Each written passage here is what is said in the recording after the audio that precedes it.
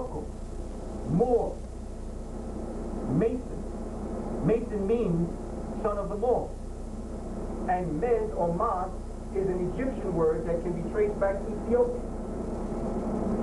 So there was all of this information that we face as a people, and going into these working areas, not understanding the Moors, that the Moors came into Europe and gave this information, shared all this with all of the peoples of Europe, and they sat at their feet.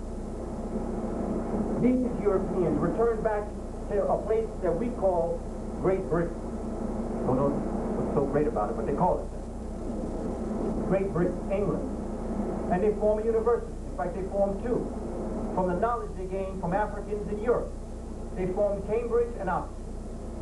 And as some of them got kind of smart, came to the United States, came to New York, Harvard to be exact, and started their own school here too, and called it King's College. We fight to get in there, talking about we minorities. Yeah, we don't even know that we taught them how to build Columbia University. This is the law, this is the history that we've not been aware of. When we walk the streets, this illusion of white superiority actually has us believing. And as J.A. Rogers said, that he admits that even he did. I know, I was born into this. I can't help it. This has been a battle with me. I think it's been a battle with us all. White supremacy impacts us all one way or another. And it's fighting out of this.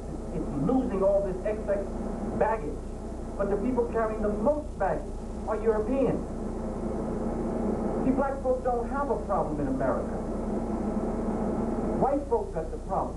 Black folks' problem is that white folks got a problem. And their problem is white supremacy and xenophobia.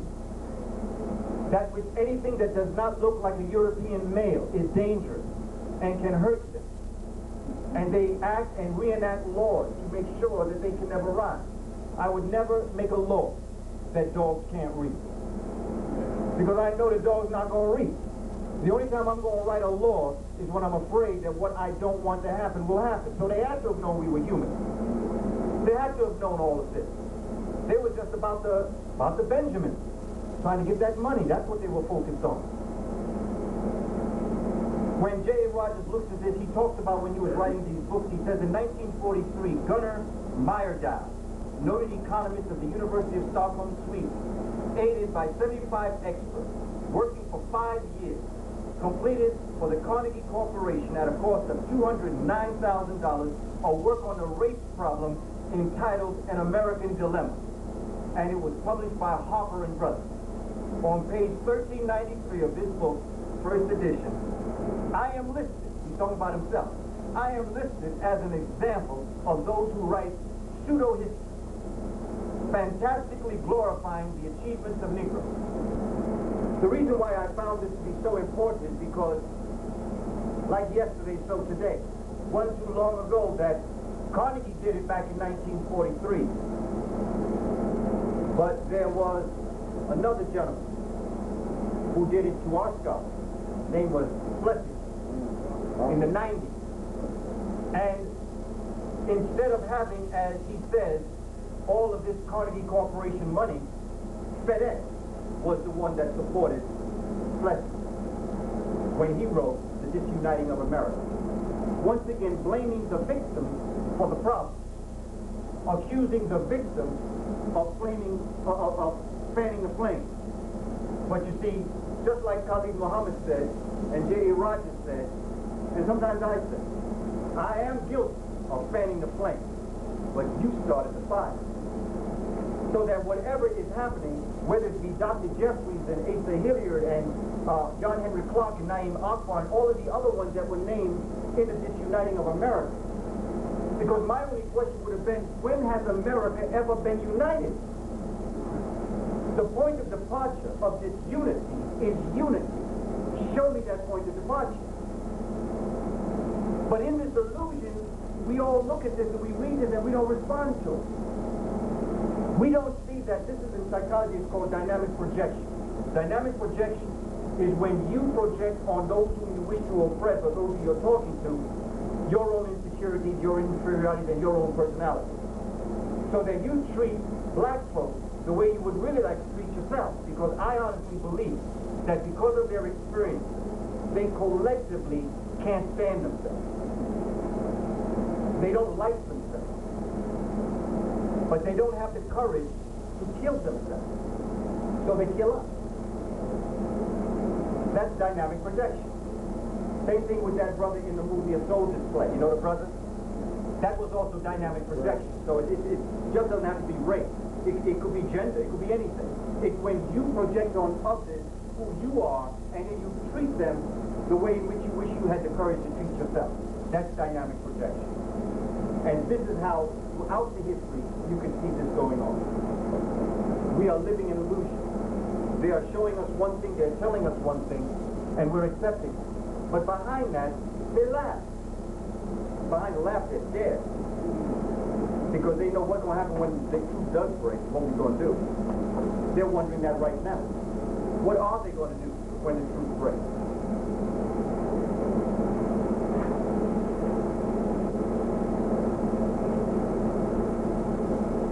Whenever Africans are mentioned as having appeared anywhere, he's talking about his work when he's talking about Africans being located in all parts of the world.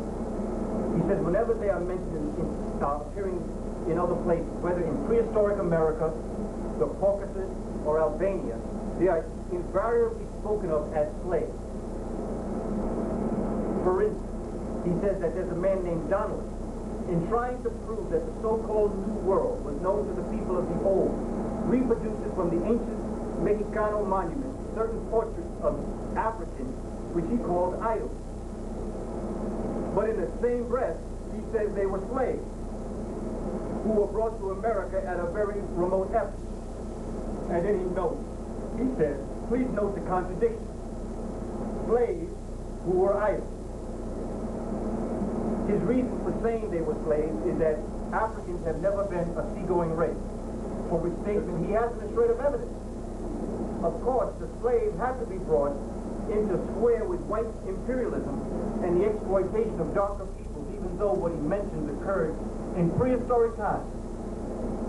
The African must always be marked down so that his labor can be had in the cheapest market.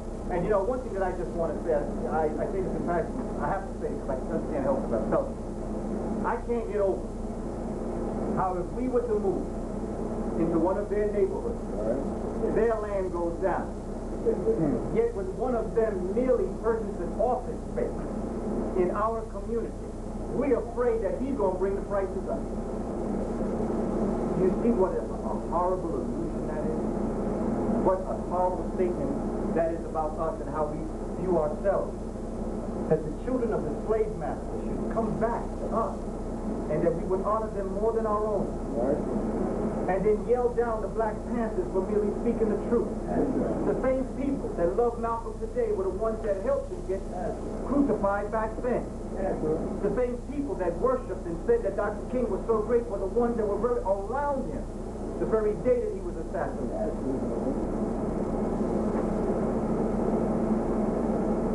I don't care what anybody says. I don't care if they say it was on purpose or by mistake. I said it about Malcolm, I said it about King, and I'm going to say it again. We all helped kill Khalid Abdul Muhammad. We all did. Because we left that brother out there by himself. And that stress that was put on him, some of us could have picked up that stress just to help that brother out a little bit. But instead, we let him carry the weight. And because he carried the weight, stress will take you out of here. Stress will take any of us out of here. I don't care how powerful, how bad, how big, or how black. Stress can kill you. Because that's a spiritual thing.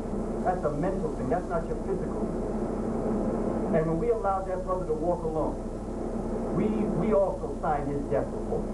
We may not have agreed with the way he said it or what he said, but he's a brother.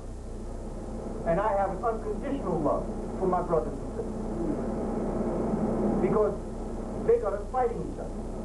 They got us arguing over language and hair text. And we don't know that, as Joel Augustus Rogers showed us in his book, that when you go into Europe, there's a whole bunch of folks look like African Americans and Jamaicans and Puerto Ricans. So it's something that we have to look at. This is an illusion. And what Professor Rogers was attempting to get us to understand is that we have our own values. And that we have to start to value ourselves. And one way of doing that is